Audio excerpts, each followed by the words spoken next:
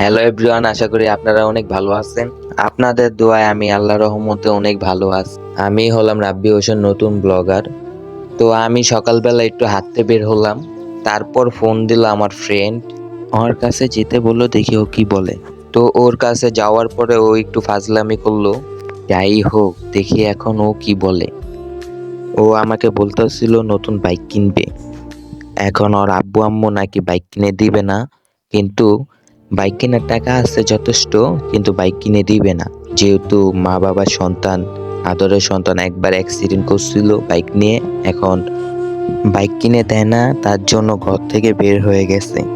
আমাকে কল করে বলতেছে একটু চালু আয়। আমি আসলাম, তারপরে শুনলাম এই কাহিনী।